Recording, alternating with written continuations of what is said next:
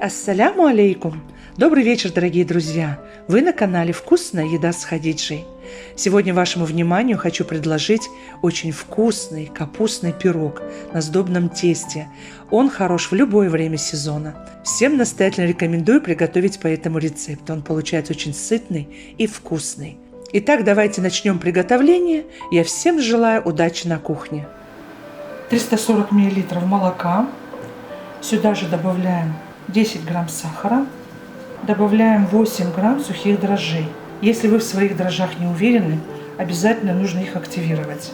Как мы можем их активировать? Молоко, сахар и дрожжи смешиваем. Я в своих дрожжах уверена. Так, чтобы все гранулы дрожжей были погружены. Я накрываю пленкой и минут 15 дадим, чтобы образовалась пышная шапочка. Обратите внимание, какая пышная шапочка у нас образовалась. Дрожжи активно, продолжаем замешивать тесто. Сюда же добавляем 2 яйца и желтки и белки вместе. Все смешиваем. Добавляем муку. Мука у меня пшеничная, высшего сорта. Всегда заранее просеиваю. Здесь 550 грамм. Всю муку сразу не добавляю. Мука может отличаться. Нам нужно замесить мягкое тесто. И вот поверх муки мы добавляем соль. 1 чайную ложку или 5 грамм. Сюда же добавляю 80 грамм размягченного сливочного масла. И все хорошо смешиваем. И сейчас минут 7 вот так вымешиваем тесто. Я сейчас на стол еще подпылю где-то грамм 20-30 муки и буду вымешивать на столе еще минут 5-7. На рабочую поверхность немного муки. Выкладываем тесто.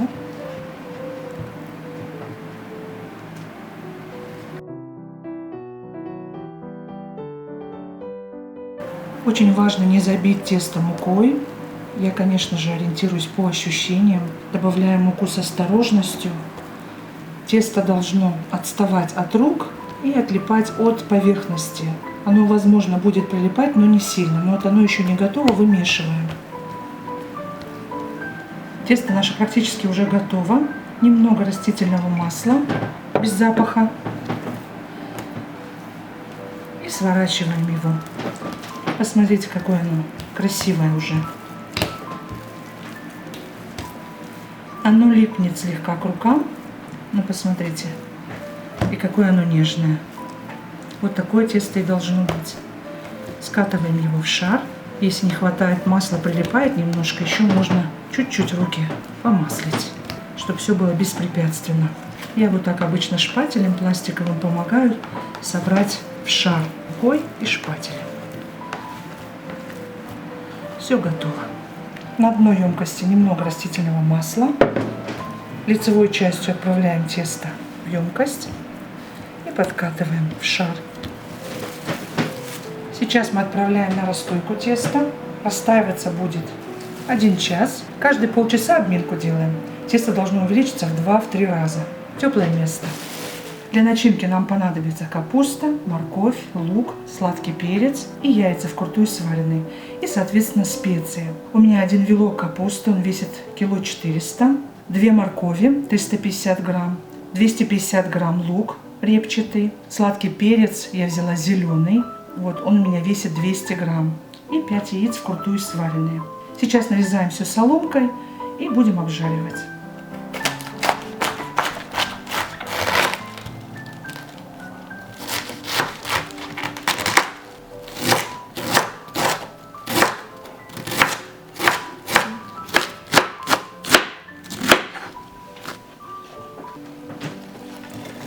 Отдельно нарезаю капусту. Лук и морковку мы будем отдельно обжаривать. Лучок готов. И теперь нарезаем перчик.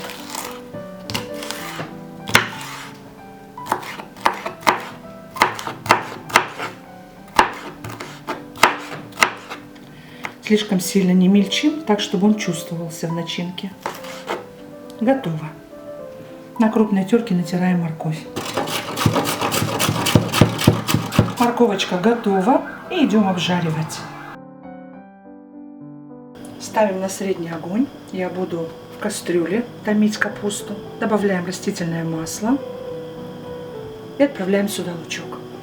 У нас средний огонь. Обжариваем лук до нежной золотинки.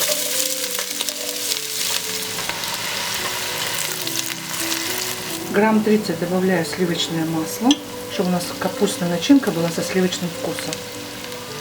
Уже лучок у нас слегка подзолотился, характерный вкусный запах. И сейчас масло буквально растает, и добавляем морковь сюда. Когда лук слегка поджаренный, он сладкий, вкусный. Когда сильно пережариваешь коричневого цвета, он горчит, поэтому не пережариваем.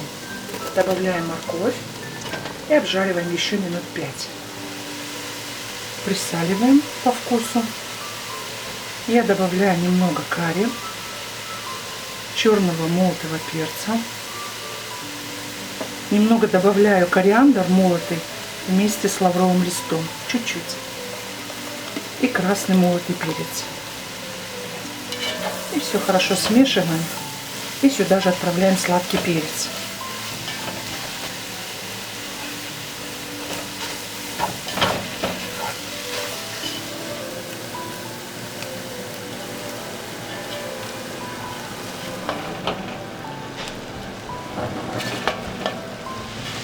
Огонь чуть-чуть уменьшаем, чуть ниже среднего.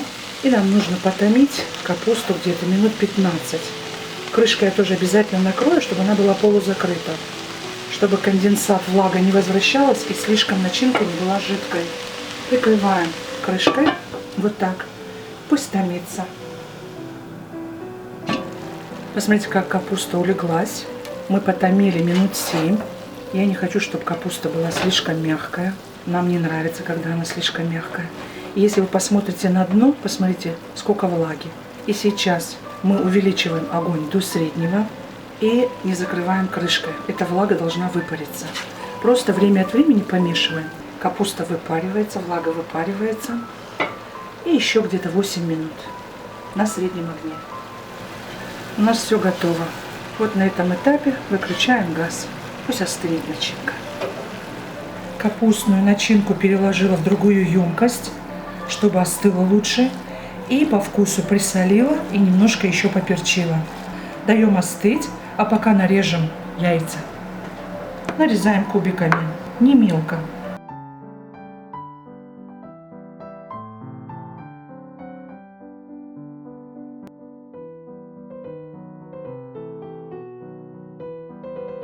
Готово.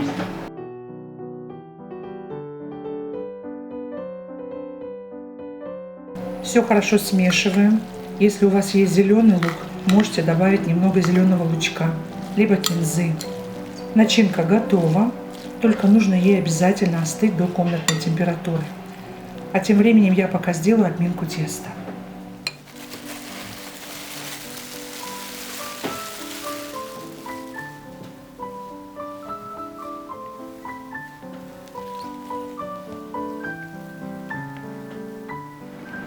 Подпыляем поверхность мукой, совсем чуть-чуть муки, и выкладываем тесто.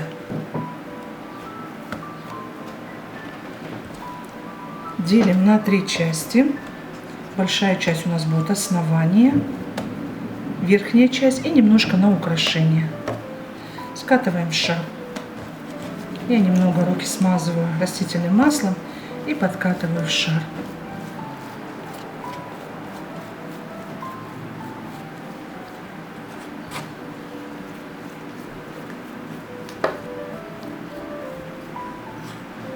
Заготовленные шарики отправляем на тарелку.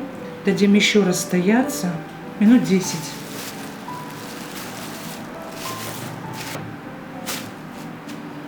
Выпекать пирог я буду вот в такой одноразовой посуде. Размеры формы 30 на 20. Вот такой средний, хороший, большой пирог на хорошую компанию. Шарики отдохнули. И сейчас мы берем самый большой шарик. Это основание, подпыляем немного мукой и раскатываем в пласт. Я буду пласт подгонять по форме. Не нужно раскатывать слишком тонко. Так, чтобы не прилипало, немножко подпыляем мукой, но не перебарщиваем с мукой, иначе тесто будет плотным.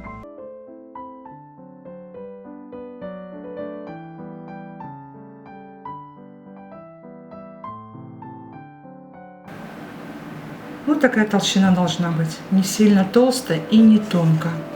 Готово. И сейчас буквально чуть-чуть подпыляем мукой, так как сейчас мы все это сложим и будем перекладывать на форму.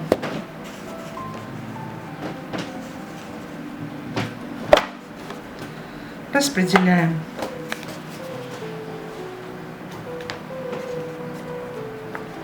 Итак, все распределили. И сейчас обязательно следим за уголками, чтобы у нас на уголках не было утолщения теста. Проходимся по ребру формы. Я пальпирую, везде вроде бы одинаково. И выкладываем начинку. Всю ее хорошо смешиваю. Все равно свой сок присутствует. Выкладываем. Все распределяем. Такой знатный получается пирог. Очень много начинки.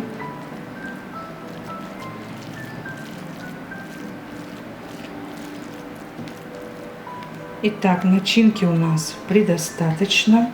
Немножко вот так открываем края.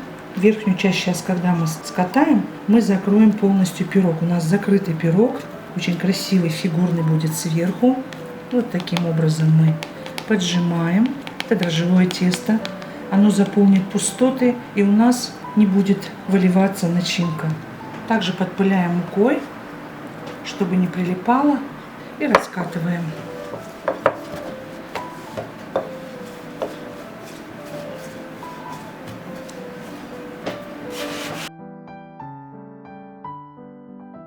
Обязательно подпыляем мукой. Я, конечно, делаю на глаз. Дрожжевое тесто, оно очень благодарная, эластичная, тянется. Не бойтесь, если у вас получится маленькая форма. Подпыляю мукой, потому что я сейчас буду вырезать. И мне нужно, чтобы у меня не склеивалось. Сверху тоже совсем чуть-чуть пройдусь вот так, слегка. Легкое напыление мучное сделаю. И теперь я планирую сделать, значит, здесь розочку с лепестками. И сделаем узоры. По-разному, конечно же, готовим. Вы смотрите, как вам нравится. Я делаю надрезы. Самую длинную часть. И с другой стороны. Где-то отступаю 2 сантиметра, чтобы удобнее было вязать. 1,5 сантиметра до конца.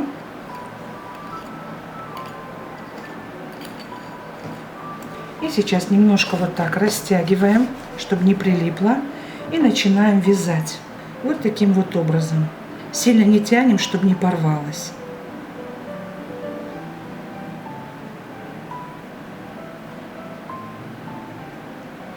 Вот так у нас красиво получилось. И здесь защипываем, чтобы назад не вернулась вязка. И теперь то же самое делаем и здесь. Тянем. Все очень легко и просто.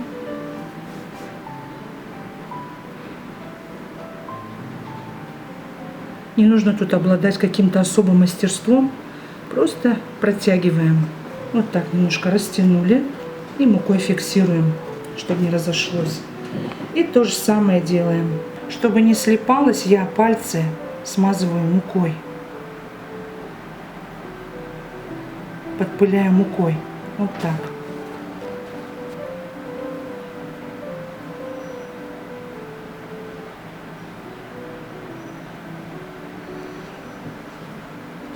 Все готово у нас. И еще ножницами в серединочке делаем вот такой вот плюсик. Здесь у нас будет розочка. И сейчас мы слегка подпыляли мукой, чтобы удобнее было собрать. Быстро все делаем, собираем. И раскладываем.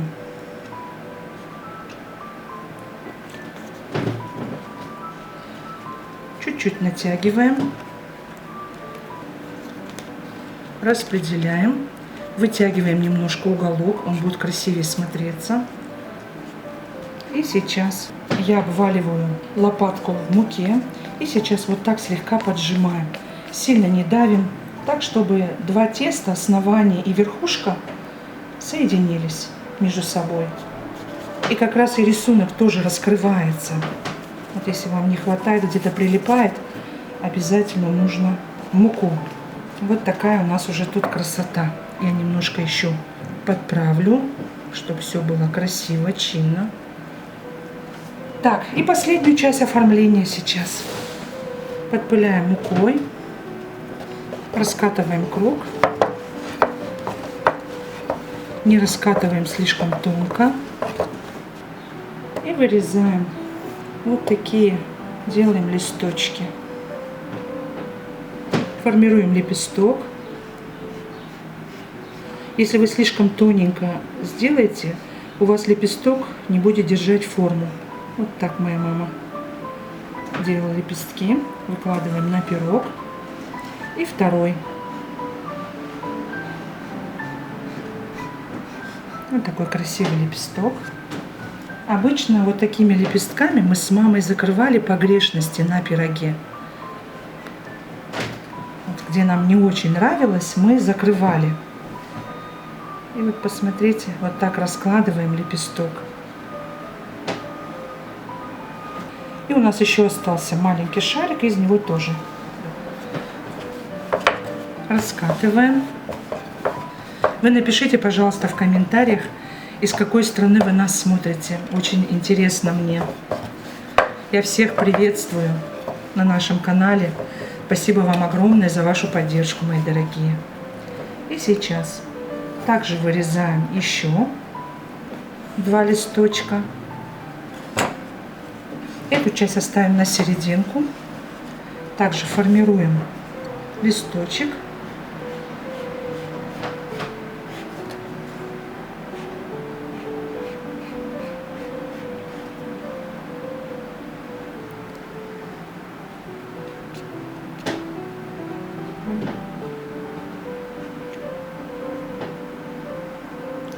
И вот так расправляем, чтобы красиво смотрелся наш листочек.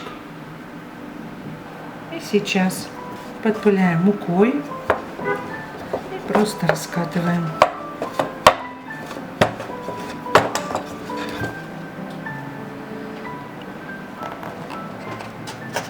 Любой кругленькой формочкой, вот так вот,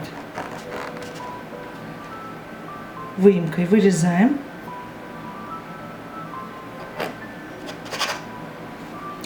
Накладываем друг на друга.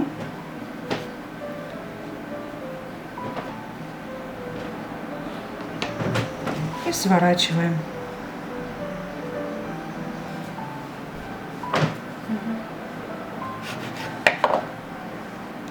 Разрезаем пополам и снизу прижимаем. У нас получаются вот такие красивые 2 розочки.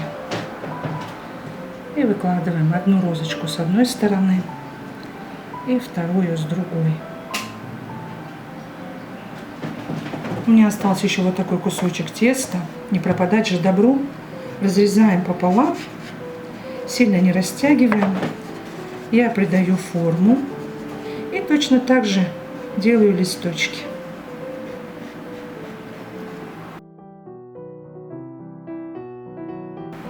И вот сюда мы определим.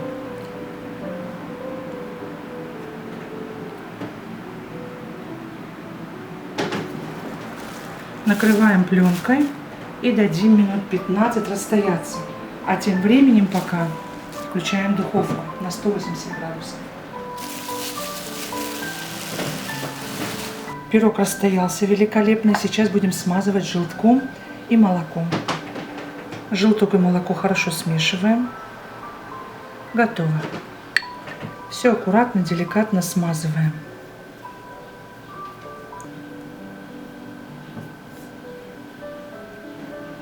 Я посыпаю косичку кунжутом.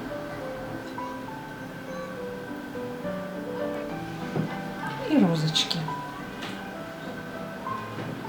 Отправляем в хорошо разогретую духовку. Будем выпекать при 180 градусах минут 30.